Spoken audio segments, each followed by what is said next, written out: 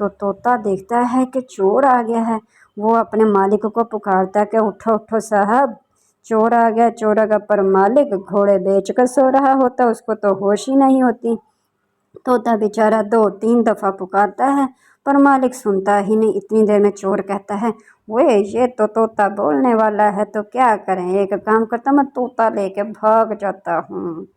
तो बच्चों बताया करो मुझे मेरी स्टोरी कैसी लगती है आपको, कमेंट में भी बताया करो। तो लो जी, चोर ने तोते को उठाया और चल गया। आहिस्ता आहिस्ता दिन चढ़ने लगा और चढ़ते चढ़ते फिर जी पूरा दिन हो गया। अब जब पूरा दिन हो गया तो वो सारी रात बेचारा चलता रहा था। उसको अब थकावट भी हो गई और नींद भी आने लग गई।